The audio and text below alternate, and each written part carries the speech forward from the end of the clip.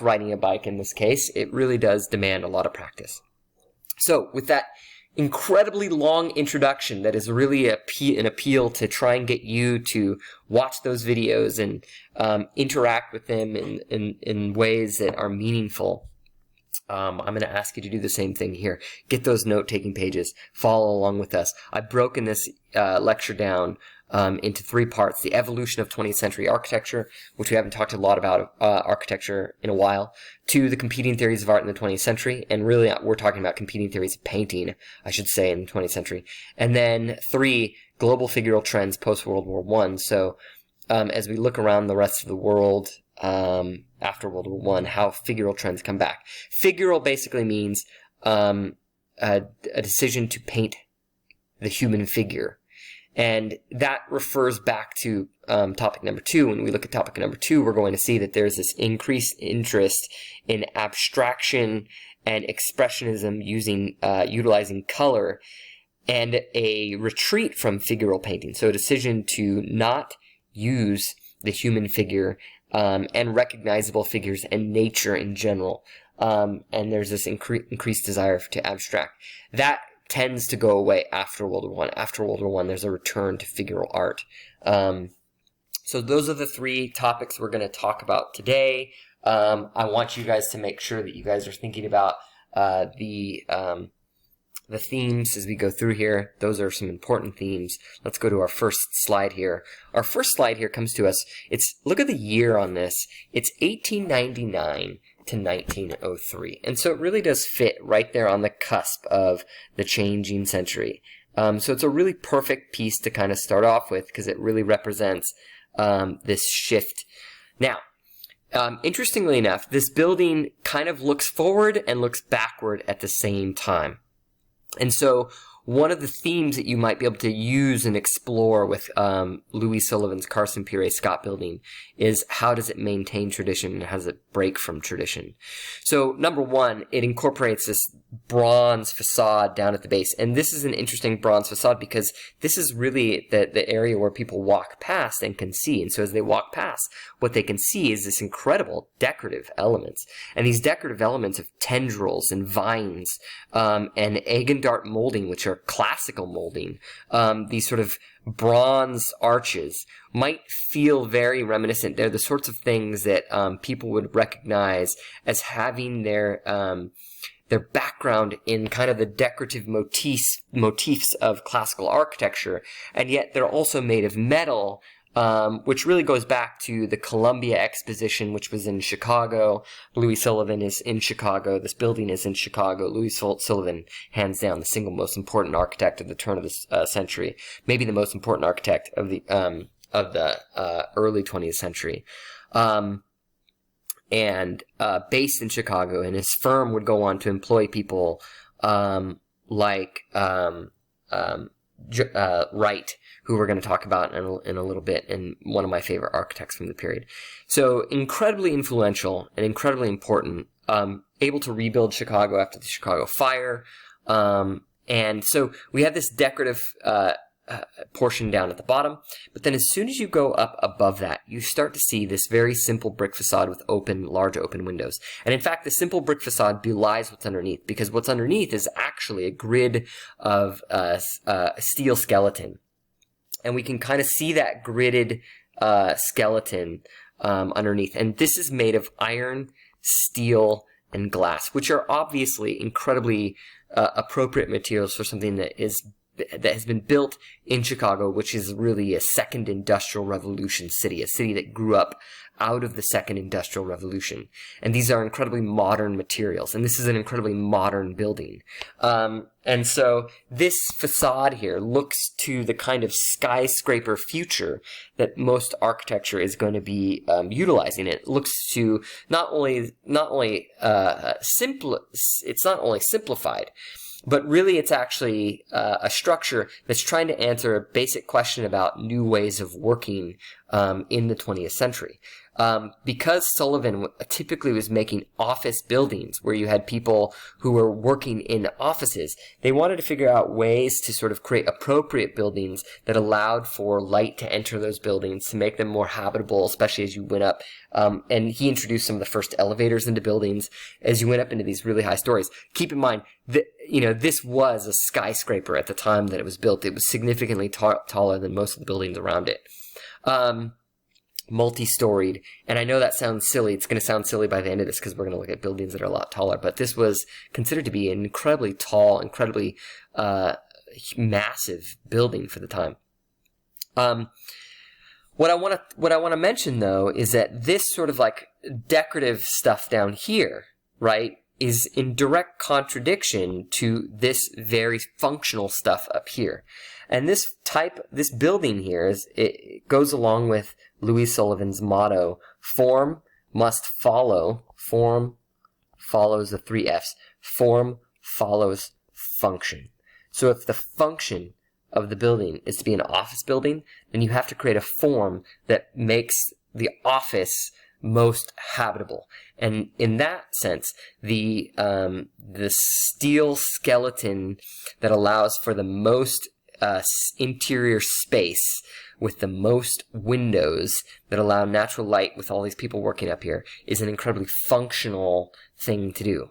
And so this is the beginning of a new style of architecture, really, that looks to create functional spaces and does not look to create decorative spaces. This bottom space also is starting kind of like this thing where increasingly we're going to see that there's this desire to create buildings that are beautiful on the one hand, but not wasted in terms of beauty. So to put sort of bronze all across this entire structure would have been incredibly expensive. And so this is very aesthetically pleasing, and it doesn't continue all the way up, but it's at ground level where people can see it. And so it's very thoughtful in that regard. In terms of cost. And I think that Sullivan's designs are very much in that vein. As we move forward 30 years, all the way into 1929 in France, just before the Great Depression, we see people like Le Corbusier. Le Corbusier is a French architect. The name Le Corbusier is not his real name. It means the Raven, which is such a cool name. And you can see the inspiration for this coming directly from Louis Sullivan's form follows function. This is an incredibly plain building. And if we were to look at the plan, we'd notice that it's got this pilotis system, which is basically steel imposts that go throughout the entire building that hold it up. They extend through the bottom story down here, which is basically a garage, into the top story, and some of them into this third story up here. There's actually a garden up here too. This area right here was designed to park your car in, so you could park your car underneath here and then walk through this staircase up through the various stories up into the top of the house. You can see Louis Sullivan's form follows function here in the broad windows that circle all the way around the house.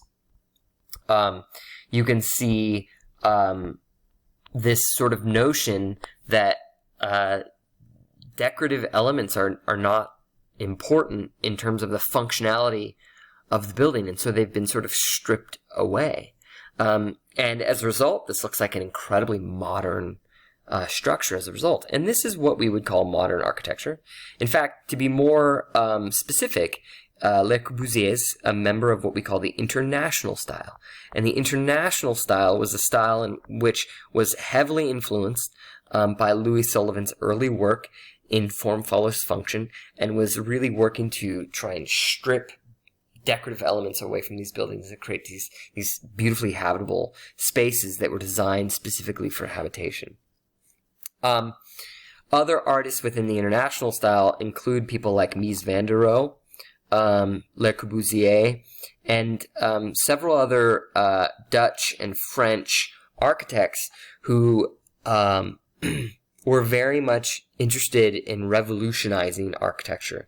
These, again, I should point out, are all very modern materials, very much like this utilizes modern materials. So again, you'll notice what I said is that this sort of harkens back to the past, right, by bringing in decorative elements. This harkens to the future of architecture by creating this very sort of like simplistic form follows function grid of steel and glass to create very suitable spaces. This takes that idea and strips it down even further. And that kind of stripping things down is very much a theme that we are going to see a lot of in the early 20th century, whether we're looking at painting or whether we're looking at sculpture or whether we're looking at architecture. There is this trend that we might call towards abstraction, this trend toward a simplifying. Abstraction means a simplifying of forms. And so you no longer have those wonderful sort of curvaceous elements and decorative viney tendrils and bronze valuable materials. And so this tends to be the really popular trend internationally for a really long time, up, all the way through the 40s. And it won't be for a very long time that people start to get bored with this style. And some of the first people that actually get bored with the style are people like Mies van der Rohe and other architects working within this style who've produced so many buildings that are so stripped clean and bare and so simplistic that they start to want to find ways to make those buildings more unique and special. We're going to talk about Frank Lloyd Wright in a second. Just sort of FYI, Frank Lloyd Wright was a student of Louis Sullivan. He actually worked for his firm and was highly influenced by his firm. Frank Lloyd Wright was also very much interested in the international style. But that said, he really took his cues from himself, and he creates entirely sort of unique and interesting structures. But I want to actually move forward all the way to the 1950s, and I know that's a little bit further than I said I would, but I think it's important to sort of look at, because we've got Ludwig Mies van der Rohe, who was a member of the international style, completing the Seagram building. The Seagram building in the 1950s, of course, in the United States, in New York City, was a monumentally tall building. And I think actually the thing that is surprising is actually not how this is similar to the Villa Savoy, which it is. It's not only how this is familiar with, similar to the other international style buildings of the time. It is. It's very much in those styles. And the ways in which it owes a great debt of gratitude to Louis Sullivan, it does. All of those things are true. I mean, if we go back and we look, we know that sort of grid of steel and glass that Louis Sullivan has started, and that people like Le Corbusier in the international style sort of took to the nth degree by sort of stripping down and creating things like the Villa Savoy, which were purely functional buildings. This has all of that, except it has things that are that you wouldn't quite note without looking really, really, really close up. And that is that the metal frame that goes down on the outside, these really thin grids, you have to go and look really closely at it. But when you walk up to it, you'll see it. It's bronze. And bronze is a sculptural thing. Bronze is a sculptural thing, and it's incredibly expensive. Bronze is sculptural, it's expensive, and it's the kind of thing that no one would ever use on a building this tall. And I think that this tells us a little bit about the direction that architecture is going to go in the second half of the century, which is that in the first half of the 20th century, it is taken this trend towards abstraction, in which it's become increasingly simplified. And yet this building marks for us a moment in time in which, in the second half, it's going to move away from abstraction toward expressions of, say, for example, wealth. The decision to incorporate bronze in this building really doesn't do anything for the function of the building in terms of its functionality, its form-following function, but rather is a pure expression of the patrons and the people who paid for this building to have this incredibly lavish building. It's a kind of Versailles, if you will, of a skyscraper, because it's lavishly decorated on the exterior in a way that is completely and totally unnecessary. And I think thinking about this kind of unnecessary, sort of element of bronze actually tells us the direction that architecture will go in the second half of the 20th century. And so we move from a moment in which modern architecture was really interested in form follows function. Make sure you guys are writing that down. It's so important. Form follows function. And by the time we get to the second half of the 20th century, with the Seagram building, we're arriving at something that tries not to be modern in that purely functional sort of way, but rather looks beyond the modern. And it's for that reason that we call it post-modern. And so I'm going to write this nice and big up here. So this is a post-modern building. And it's a post-modern building because it looks at the simplified sort of nature of form follows function and says, you know what? While the 20th century has been about less is more, right? Modern architecture has been about this sort of form follows function. Less is more. Right? We don't need anything more than these really sort of simplified forms. This is a building that celebrates less is more. And by the way, this is a great way to think about these buildings. This is form follows function. This is less is more. And when we get here, the postmodern building says, you know what? You've stripped away everything, and I'm supposed to be left with more, and yet I find that boring. And so they've decided to incorporate these beautiful bronze materials on the exterior of the, completely unnecessary.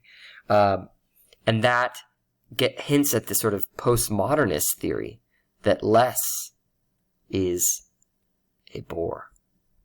If you can remember those phrases, Louis Sullivan, form follows function. The international style, Villa Savoy, Le Corbusier, less is more. And then by the time we get to the second half of the 20th century, you're going to see this sort of like postmodern desire to incorporate beautiful elements. Again, less is a bore. And you're going to see this across 20th century, second half of 20th century architecture. You're going to see the incorporation of a lot of finer materials, reintroduction of things like marble, the reintroduction of things like bronze, beautiful materials. And that gives way to this sort of sense that, hey, you know, we have all of this great mechanical know-how. Why are we building purely functional buildings when we can create buildings that are fun?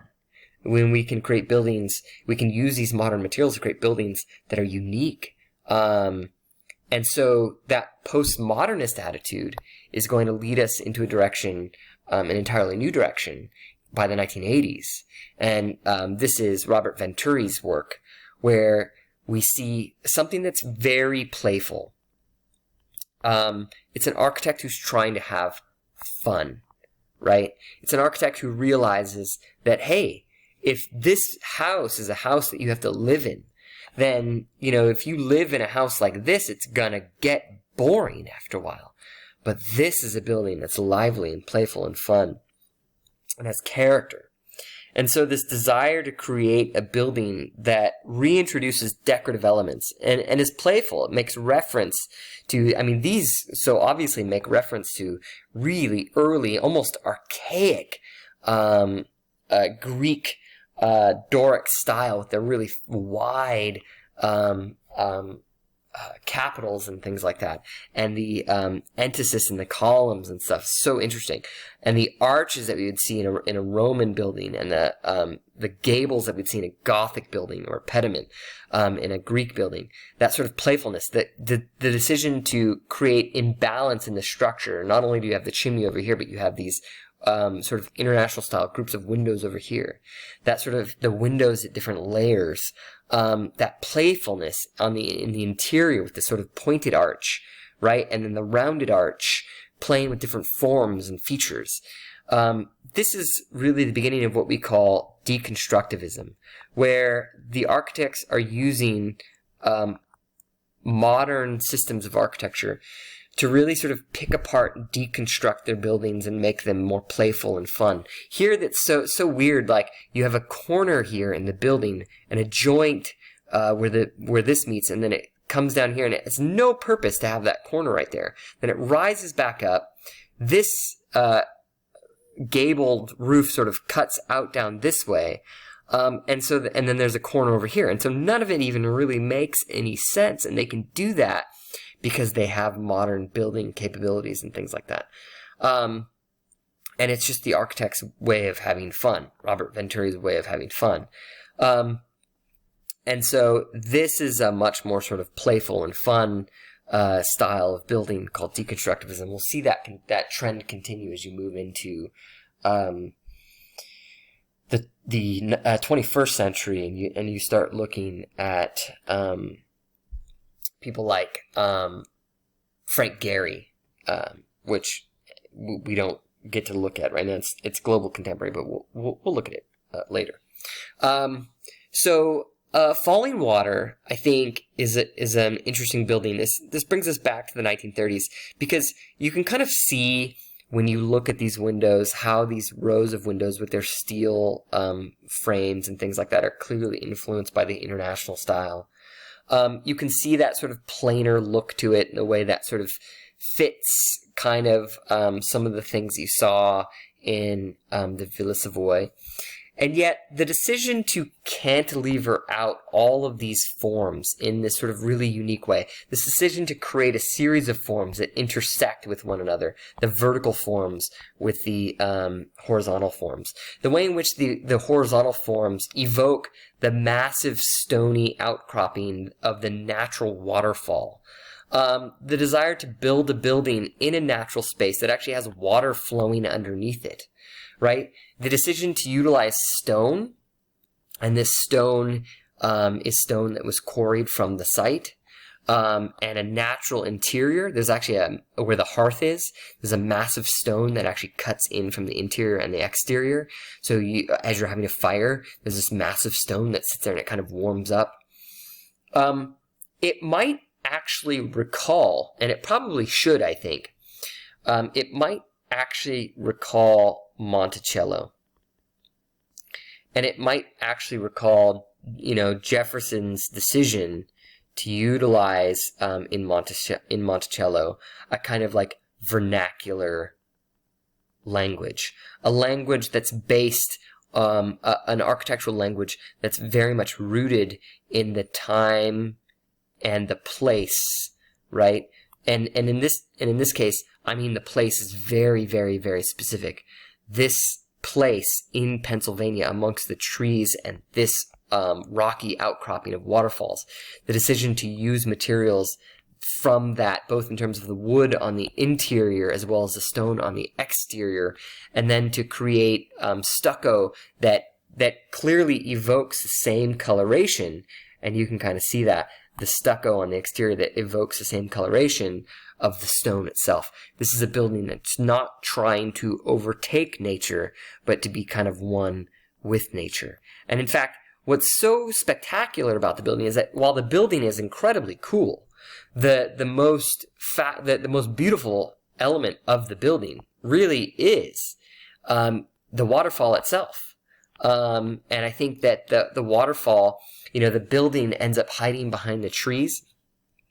And this fits very much with what, Frank Lloyd Wright was trying to do.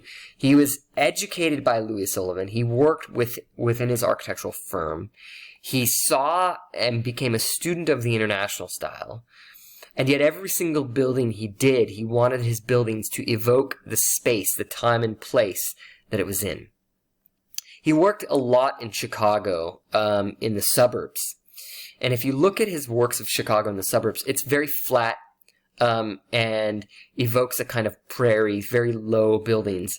And it's one of the reasons why people have sometimes described his style as the prairie style, because it tends to be these sort of low, horizontal planes that sort of sit one on top of the other. And that's the entire house.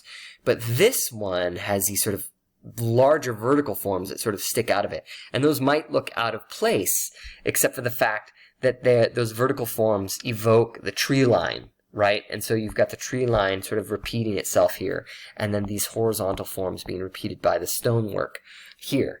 And so the building fits very much within its time and place. So this is an architect who has very clear influences, and yet has decided to not fit within that style, and has decided instead to be partially inspired by Sullivan, partially inspired by this incredibly important international style, but really, maybe most importantly, inspired by nature itself. And I think that's important to sort of understand about what Frank Lloyd Wright is doing here. It's the reason why Frank Lloyd Wright is a national American treasure, because his buildings evoke the natural landscape of America as much as they evoke this sort of modern architecture, and bent towards modern architecture of the 20th century. I think that's why his work is so special and so unique, and I think that's why he's kind of like the Pablo Picasso of architecture, whereas Mies van der Rohe and Le Corbusier and Louis Sullivan develop a style and then stick within it. Frank Lloyd Wright continually reinvents himself, or reinvents his architecture based on the natural landscape with which he's producing his work in. And that's very much what Picasso was doing. Picasso was constantly inventing new ideas and new designs, and never sitting still. Not just like, people know him as this Cubist artist who helped to invent Cubism, and yet if you look at his work, it doesn't just rely on, it's not just Cubism. He does one thing after the other after the other. Speaking of Picasso, I want to move over to painting. But before I move over to painting, I just want to pull up, if you haven't done so, print out the note-taking guide, and do this. I know that I went for 30 minutes. I really should have gone for a little bit shorter, but, you can pause the video and then answer these questions. So the question says, Le Corbusier in the international style influenced both buildings. Louis Sullivan in turn influenced Le Corbusier. What architectural elements were borrowed from the international style? So go back if you need to. Look up the international style on Khan Academy or somewhere else, or go back into my video and rewatch, and then look at, the steel grid structure, the rows of windows, right? Like, think about the different elements that are influencing these buildings from the international style. And then the other part of the question is, how is the work of Louis Sullivan undergirding all of 20th century architecture? That's really a big question, but you can just answer it as it relates to these two buildings. What did he do first that I talked about in this lecture here that you can see both of these architects doing? And, interestingly enough, another thing to address in this is, by the time these buildings are built, one is in the 30s and one is in the 50s, the international style has become the new tradition. And so another question you can ask yourself here is, how did these buildings stick with that tradition? And then how did these buildings move away from that tradition? And I think, obviously, Frank Lloyd Wright moves away from that tradition in a really unique way, whereas the postmodernists like Philip Johnson and Ludwig Mies van der Rohe, when they decide to move into this postmodernist style, they incorporate certain elements that are very much no longer part of the international style tradition. So important to think about that. As we jump into this next section of painting, there's a lot of paintings that I have here, and I want to talk about two things. Let's start with this one right here. So this is, in my estimation, one of the most important paintings of the early 20th century, because it marks a turning point. It's like a it's like a line drawn in the sand by Picasso. And from this point forward, everything's going to be different. It's very similar when we talk about sculpture, and we'll be doing that later, but when we talk about sculpture and Marcel Duchamp presents his fountain, which is a toilet bought at a hardware store, right? It draws a line in the sand about the nature of what art is, and things just aren't going to be the same after that. So the EQs for this are, one, at the top, what are the art historical precedents Picasso references in his work? These are nude females, and so this is a long history that we've talked about, we've discussed a lot. They're prostitutes, too. So we've got everyone, most recently from Manet's Olympia to Ingres' Odalisque, to Titian's Venus of Urbino. And then Cezanne, who is incredibly important not only in the development of Cubism and Picasso's style, but also actually painted antecedents, things that came before this, groups of nude women and still lifes in this very sort of abstracted way. So, I want you guys to be thinking about, like, what is Picasso thinking about and art historically, and the artists he's referencing. And I guess in that sense, you could also ask, the question, what were his influences? But then the other side of this, because this is kind of like a stake in the ground, and it's like there's all this stuff leading up to it and then all this stuff that happens afterwards, we have to ask ourselves this: the formal choices that Picasso makes, how do those become highly influential, not just on early 20th century artists, but throughout the 20th century? This is the beginning. This is what some people would call proto-cubism, right? And so the move towards abstraction is really sort of firmly placed here. So something to think about. We're not going to start with this painting, but I wanted you guys to be thinking about that. We're actually going to start with these paintings right here. And these paintings actually were painted just before the beginning of the 20th century, so in the 1890s. On the left-hand side, we have Edvard Munch's The Scream. And on the right-hand side, we have Paul Cézanne's View of Mont Sainte-Victoire. The left-hand side by Munch is clearly a painting that is about an expression of anxiety. He's utilized the red colors, the reddish-orange colors in the sky to evoke a mood. And that mood is echoed by the scream itself. And you have this profound sense of anxiety that reverberates, and you have a sense of everything sort of like reverberating, right? The sense of the scream and the emotion of anxiety reverberating through this. It's an incredibly powerful and evocative, expressionistic piece. And it's a piece that expresses... It's expressionism. It's a piece that expresses itself through the utilization of color. Yes, there are elements that are abstracted. This is a human form that has been sort of abstracted, reduced down into a simplified form, but that's not where the power lies.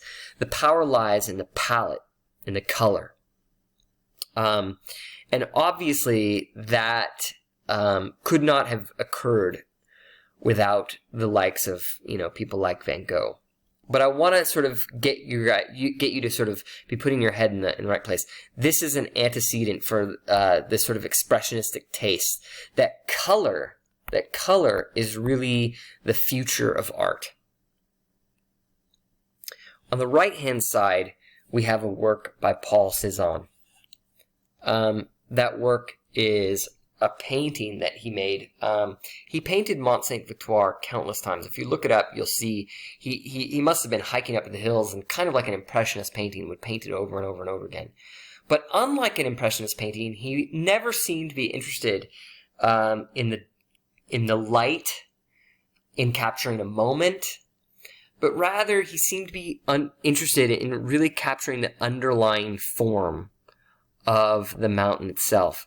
And there's this sort of sense that he uses his color palette to create shapes, right? So these sort of greenish strokes of paint, which we can see sort of create shapes, and each sort of cloud is blocked out into a specific shape, and each farm down here and each tree is blocked out into a specific shape, right? And the mountain is given this sort of like angular quality, where he takes the different shadows and he blocks them out into different sort of geometric shapes. And in doing so, he creates a three-dimensional object that has been reduced down into sort of its underlying form.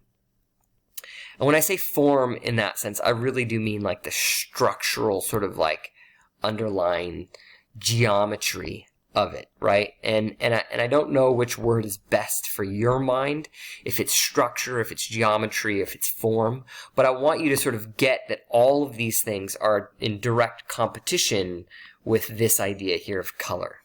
This is utilizing color as a sort of the supreme sort of emoter of what good painting is, and like how to connect to your audience and your viewer. This is using form and structure in an analytic way, right? To break down nature. When you analyze something, you break it down into its smaller parts. And that's exactly what Cezanne is doing. Cezanne is breaking nature down into its smaller parts by breaking it down into these small sort of like, by using little blocks of paint to create underlying geometric sort of shapes and forms. And so on the one hand, one is a very sort of like thinking based, right, in the way in which you analyze nature around you and break it down into geometric forms. And the other is very sort of emotionally based, the way in which you see in terms of feeling, right? And you evoke, utilizing color, emotion, right? And so these are very, very, very, very different pieces. And they're highly influential in the creation of the future of 20th century art.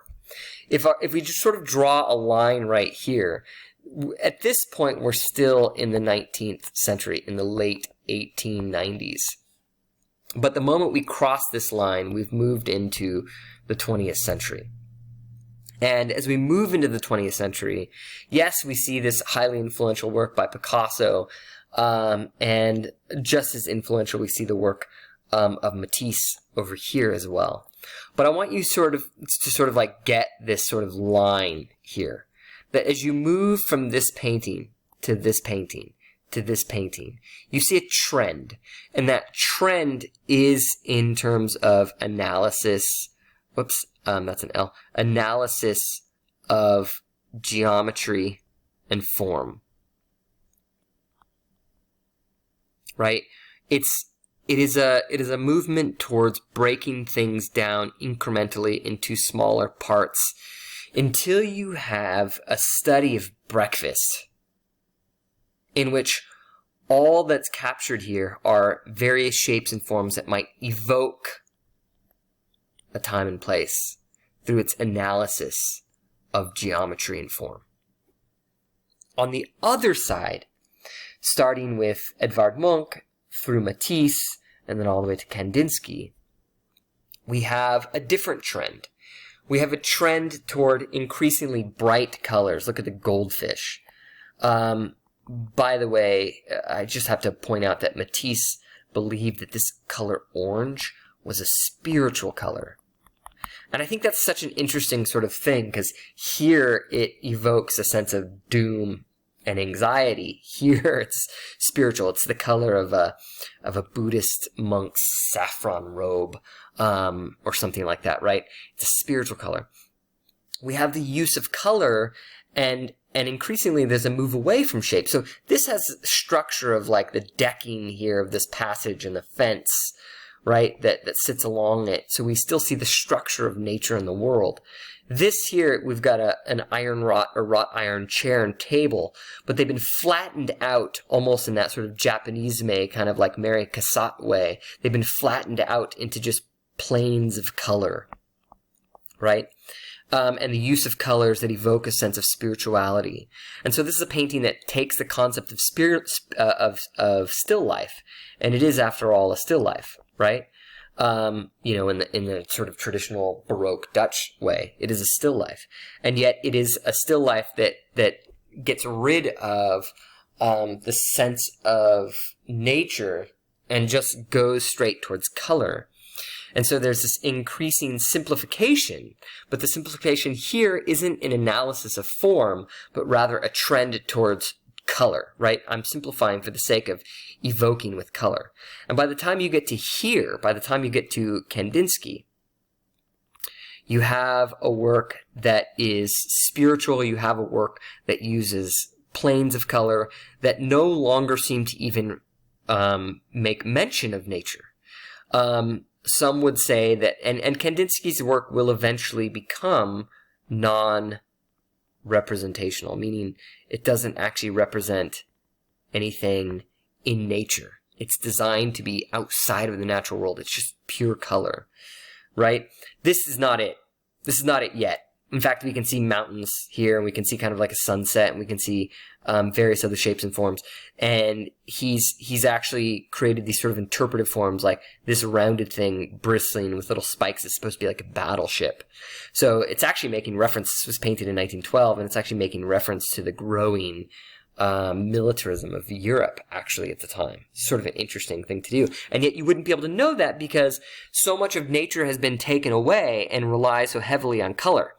Kandinsky is quoted as saying, you know, that that you could play a human being like you play a piano using color, and that you don't need natural forms. All you need is color, and each sort of color is like hitting a different key on the keyboard of a piano and sort of striking a different chord in the soul of a person. I don't have the exact quote, but you should look it up because it's a phenomenal quote in terms of his notions of how color expresses emotion, and something deeper than that. It actually taps into our soul.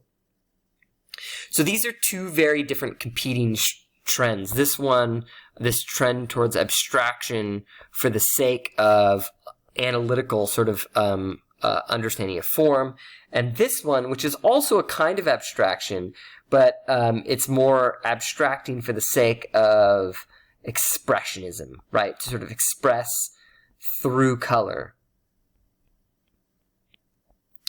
And these paintings here, right? Let's see, where are they? Let me get you a different color. These paintings right here were painted within a year of each other at different exhibits. This one was a Cubist exhibit, and this was a Fauvist exhibit. The Fauves are so called the Fauves because Fauvism, Fauve is a French word that means something like wild beasts. And wildness is exactly right. I mean, they were called the Fauves because of their use of wild color. And they were called Cubists because of their desire to sort of like create geometric forms and to sort of reduce nature around nature into geometric forms. And so the Fauves, on the one hand, did an exhibition around 1911, and the Cubists, on the other, did an exhibition around 1912.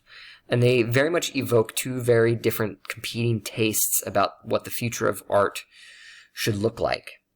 And various artists, as we move throughout this sort of time, so for example, we can get here, and this is, I think, 1912. This is actually much later. This is 1930, and then this is 1950. We see something happen here, which is that this line is clear as you move in this direction. This line is pretty clear as you move in this direction. But then eventually you meet at something like this. And this is where things get weird.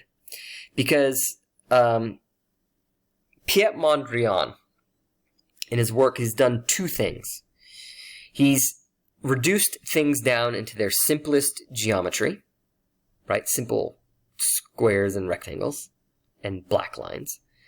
But he's also reduced things in terms of color down to their most basic, the primary colors. Yellow, red, blue. And then simple black and white.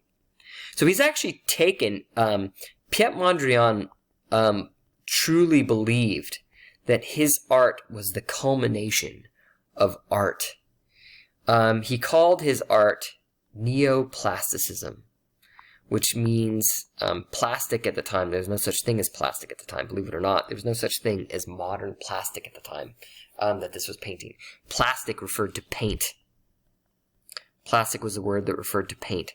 And so neoplasticism means basically the new painting. And he understood that there was this trend throughout art history of competing views of what art should do. On the one hand, good art should be analytical and thought-provoking and reduce nature down into these geometric forms and shapes. Over here, art should be uplifting, colorful, and capture people's spirit through the use of color. He understood those sort of counter-arguments on either side in these competing trends, and he tried to create a kind of unification. He was very much into something called theosophy. And theosophy is an interesting thing because theosophy is the unification of philosophy with theology, the unification of religion with philosophy. And so all of these things sort of act as a kind of syncretism, an attempt to sort of synchronize differing views of what good art should be into a culmination, so to speak. And for him, this piece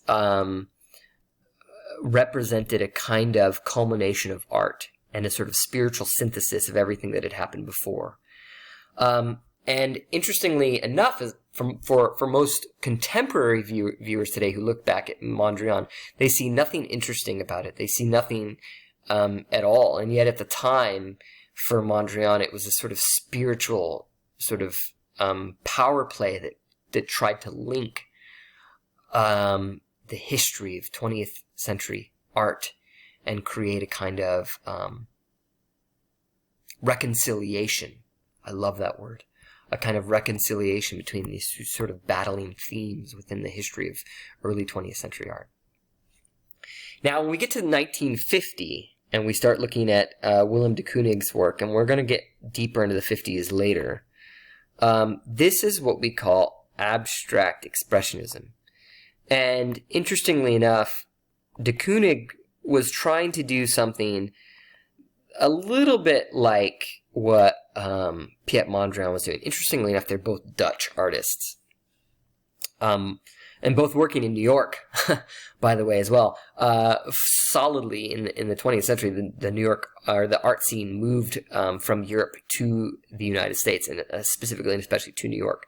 So de Kooning was working on these sort of abstract expressionist pieces in which he wanted to reduce forms down like we had over here, but he also wanted to use color as a sort of evocative way. And so post-World War II abstract expressionism was the most highly sought after and the most highly regarded form of art in the way in which it sort of reintroduced the figure in art, reintroduces the figure.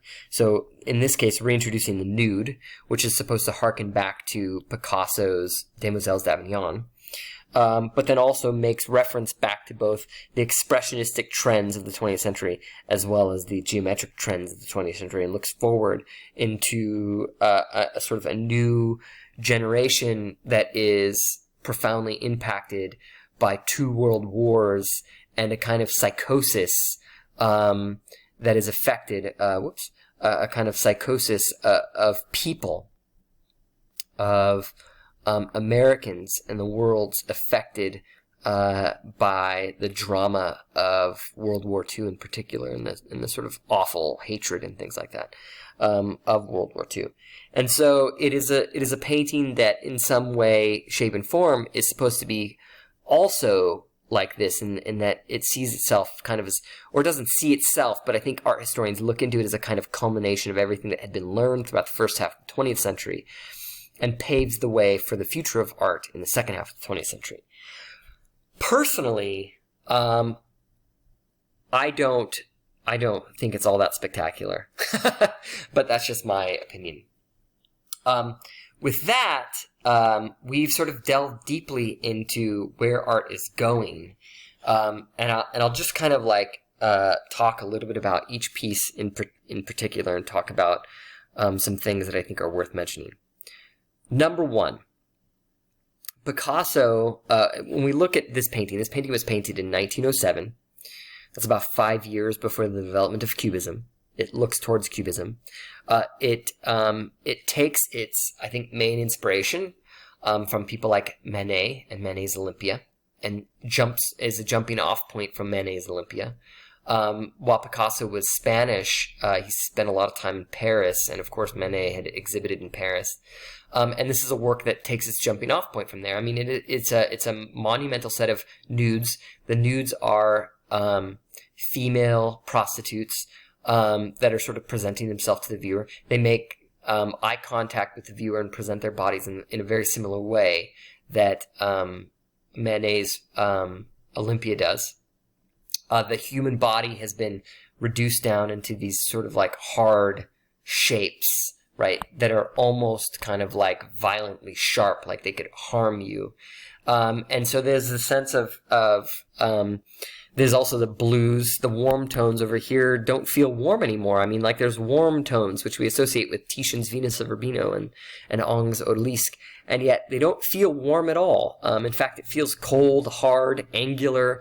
The women's faces have been turned literally into African masks, which the Spanish had imported from Africa. And this right here makes quite clear reference to a fang bieri, or mask, that was in an ethnic museum in Spain that Picasso had studied.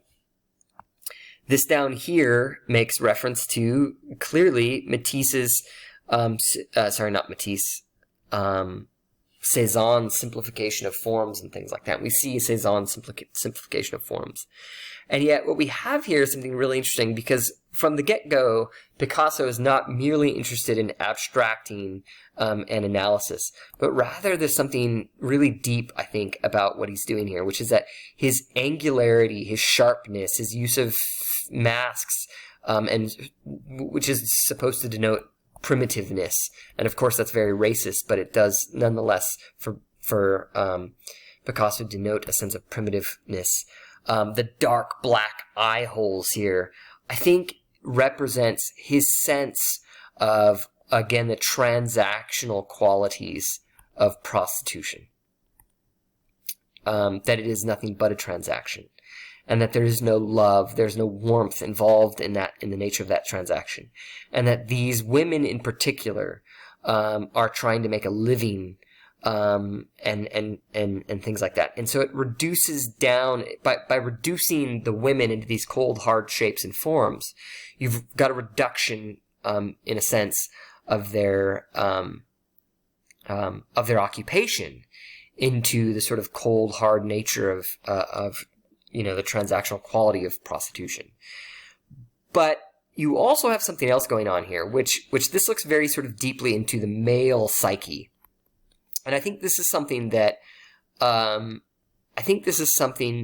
Manet's work fails to do, because for the male viewer looking at this is very clearly the way a male views the female, right? And it's the way the male reduces the female into the sort of transactional quality. In other words, it's not the women themselves that are reducing their bodies and things like that into the transaction of prostitution. But rather it's the male gaze that turns them into these sort of primitive masks and things like that. Some people have accused Picasso of looking at women engaged in prostitution with a kind of like misogynistic lens, meaning that, he's viewing these women as being cold and hard, whereas he wants them to be warm and inviting, and to sort of like create a fantasy around the nature of prostitution. And yet here that fantasy has been completely stripped appropriate word, stripped away from this. And so it, again, reduces it down to the sort of cold, hard transactional quality. And for someone like Picasso, who when we look into his own personal background, having had multiple mistresses, married and divorced, and various things like that, that there is a sense that this might say more about him than it says about the women engaged in prostitution. And so that sort of entry into his own psyche, into his own mind, in the way in which it plays out in the painting, I think is a sort of fantastic thing that Manet's work never does. Because if Manet's work is about Olympia herself, and tells us something about her mindset and the business quality of prostitution, then this, and about the business quality of the nude female and things like that as well, then this is a painting that says more about the male viewer and the male gaze and the male's identity, or the male's sort of like sense of what they would like prostitution to be versus what it is in reality, right? So fantasy versus reality. And I think that secondary layer is, I think, really important. I think it's really appropriate, too, to be in a proto-cubist sense, because the proto-cubists are all about analyzing, or the cubists are all about analyzing, breaking things down into their smaller pieces and parts. And for Picasso, he was very much influenced by things like, here's something that people don't think about every day. In 1907, in the year that this was painted, that was the same year that Albert Einstein published his theory of relativity. You can imagine that within the cafes of Paris, that they were talking about the breakdown of reality, literally in a physical sense, utilizing physics, right? If people were talking about, what does this mean? What does this theory mean? Right? But then you also have Freud and Freud's analysis of the psyche of the male and the female. And so all of these sort of new lenses through which to look at reality that break reality down into its smaller pieces and parts, I think that it's only natural for an artist in tune with that changing cultural setting to sort of attempt to do the same thing in painting. And I think that sets the tone for the future of painting in the 20th century. It's hard to sort of move away from that. And of course, both of these paintings do exactly that. Both of these paintings abstract, and yet both of these paintings tend to sort of move in two very different directions. This is George Braque working with Picasso in the development of Cubism to sort of take that further. This is less intellectual in the way that this is Demoiselles d'Avignon, which means the women of Avignon. And by the way, when it says the women of Avignon, Avignon is a city in France, beautiful little town. This has nothing to do with the city of Avignon in France. It has everything to do with the Avignon Road in Paris, which was a red light district, which was a harbor of prostitution and things like that, a safe space for prostitution. So that's Demoiselles d'Avignon. It has nothing to do with the sort of intellectual nature of that, and it's just purely a reduction of space and time. It's not intellectual, it's a reductionism, a reductionist sort of analytical. Some people call this analytical cubism. And of course, this is that sort of Fauvist sort of like desire to sort of enjoy color and nature. And I'm not going to say too much more about those things. I think that you should write about them. I think you should take time exploring them. I think you should do the Khan Academy pieces of them. But I think they're pretty straightforward. As we move into Kandinsky's work, I think Kandinsky's work becomes increasingly more complicated. You have to take into account a couple things. One, here's an artist who continually moves away from reliance on nature. So he's moving away from nature. In fact, he's consciously trying to reduce nature into new forms. He's actually creating his own language. He wrote a book called Concerning the Spiritual in Art. I believe that's what it was called. And in that book and in later books as well, he actually denoted different types of colors and different types of lines as being evocative of, or as trying to evoke different sort of ideas. So he's actually creating his own formal language. Let's be really, really clear about this. He's creating his own, I'm going to have to change colors here. Go to red. He's creating his own formal language. And it's a language that no longer relies on things that we recognize in nature. A good example of that is this shape right here. We know from countless paintings by Kandinsky that this shape right here is actually a battleship, as crazy as that sounds. And we know, for example, these are hills, and maybe some mountains in the distance. Some people have said that these are groups of people, and that those groups of people are have bayonets, so they're probably soldiers.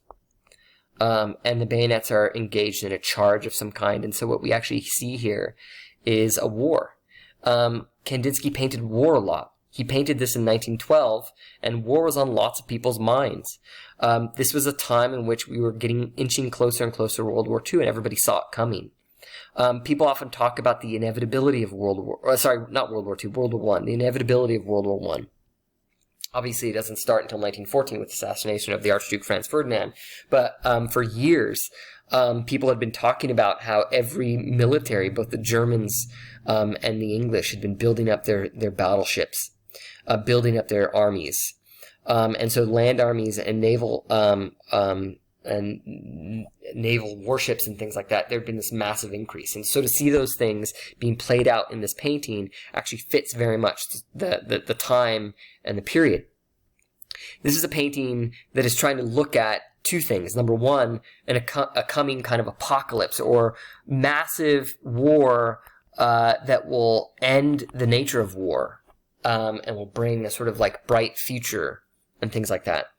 And so he's reduced nature down and simply is trying to use color to to be evocative and to evoke a kind of like a war to end all wars, if you will. And it's so interesting because this is a painting that predates the war by 2 years, and the war will turn out to be exactly that. It'll be this major cataclysm that will be so incredibly destructive that by the time it's over, people will be saying this is the war to end all wars. And so he hoped that whatever buildup of military that was occurring, that it would yield peace in the end. And he wanted to create colors that were spiritual, that might even help people with the nature of war as it happens. This is a piece that is both forward-looking and yet hopeful at the same time. It is a piece that's incredibly radical in terms of its use of forms, right? It's no longer relying on forms from nature. It's relying on his own language. Eventually, he's going to get to work that is entirely non-representational, that does not use forms from nature. Kandinsky was a Russian artist who was looked down upon in Russia, especially after World War I had begun, and then when the Russian Revolution started. The Communist Party wanted artists that spoke to the people, and people looked at Kandinsky as being oblique, as, you know, you literally had to have a handbook of his symbols in order to interpret and understand the piece. They wanted something that could speak to the masses, a kind of painting for the communist Bolshevik. And Bolshevik means the majority, for the communist majority. And so they looked to works like this, which would sort of speak to the 5-year plans that they were pushing, and would speak to the idea of this being the majority, and this idea that communism would be the future, and that, you know, the communist revolution in Russia was never intended to be a revolution that stayed in Russia. It was always supposed to be the beginning of a global shift in which all people would eventually become communist. The interesting thing about the communist revolution in Russia was that Vladimir Lenin fully understood that for a true communist, he understood that what Marx was saying, so this is Lenin here, and of course Marx was writing much, much earlier in the 1800s, in the 1870s, I want to say, and what he understood Marx was saying is that a true communist revolution occurs in the context of the Industrial Revolution. And so Lenin felt very sort of like,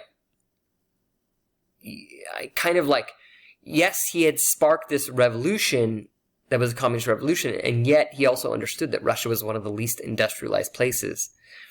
And so he wanted to go through this rapid industrialization that would put the worker on par with the workers of other places. So he wanted to build in 5 years an infrastructure of electricity and various other components that Western Europe had, but Eastern Europe did not, that the worker could then benefit from.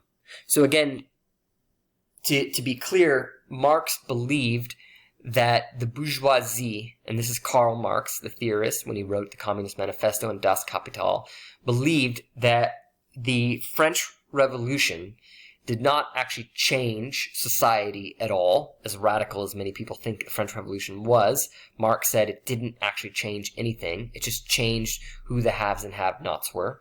So, according to Marx, there was originally the aristocracy that were the haves, and then the peasants that were the have-nots. The French Revolution changed it so that the bourgeoisie were the haves, and the proletariat were the have-nots, and the bourgeoisie were the educated elite that would create the Industrial Revolution that would ultimately benefit from the factories and things that would be built in the Industrial Revolution, and it would go on to become the business owners and entrepreneurs that would power the Industrial Revolution, and so they would be the ones who would benefit from that.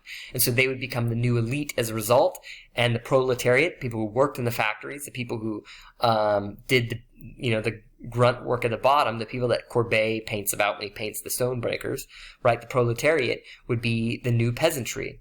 And so there would be no structural change in society as a result. That's what communists were critical of about the Industrial Revolution.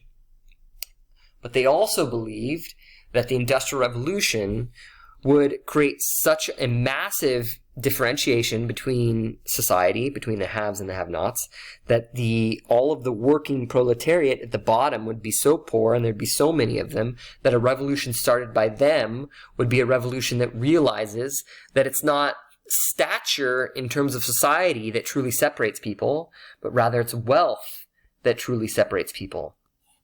And so communists wanted a revolution in which the proletariat workers would overthrow the bourgeoisie business owners and redistribute the wealth equally amongst all people. But Lenin had a problem, because the first place that a communist revolution was successful in a place that was largely unindustrialized, which, if you think about it, doesn't make any sense at all. How can you have a true communist revolution without being in an industrial society? And in fact, the more you think about it, the more you realize that, you can stand up for communism, but if you don't live in a truly industrialized society, you're not really living through a communist revolution. So then we could even make the argument that the Bolshevik Revolution of 1917 wasn't even really a truly communist revolution. Anyway, that said, Lenin wanted to industrialize the society rapidly so that the proletariat, the workers down here, could benefit from industry. The idea being that you take over industries and you have them operate to the benefit of all. Any businesses that are operated in a communist society that produce profits, those profits are supposed to go directly to the workers and not to the owners, because there are no owners. The workers own everything themselves. And so his desire was to build up society as quickly as possible, and he wanted a style of art, and this is called constructivist art. He wanted a style of art that was constructivist, that denoted construction, but was also constructive in helping him to achieve his goals of the 5-year plan, and evoked this proud sense of communist nationalism. And that's an oxymoron, because communism is not supposed to be nationalistic, and yet communism in Russia clearly was nationalistic. It was obviously nationalistic, which again makes it not communist, but that's, neither here nor there. So this sort of very communist, very nationalistic, sort of constructivist art that was cheering the people on to rapidly, in 5 years, industrialize the nation so that they could benefit, so they could reap the benefits of that. And so he wanted art that was at its core, let's be clear, propagandistic. This is art that is propaganda. And I think that's why people like Kandinsky, who's a Russian artist, were sort of drummed out of Russia. He spent most of his time working in Germany because his work, and he could never produce propaganda for the state, and that's exactly what the most constructivist artists were doing.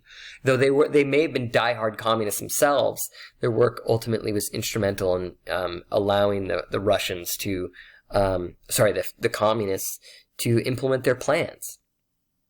By the way, I think it's important to also note that this sort of collage type of art would become very influential on future art and magazines as well. If you've ever looked at like a 1980s, 70s, or 90s Thrasher magazine, or even if you look at Shepard Fairey's art and his T-shirts and things like that, it makes use of this constructivist style propaganda as the basis for their style. This has been a really, really long screencast, so I'm going to wrap it up here. I already talked about this piece a little bit by Piet Mondrian in 1930, Neoplasticism. I would just remind you that there's two things going on here. One, this is a piece that is attempting to be syncretic. It's attempting to synchronize the abstraction and cubism and reduction of form. I can't spell.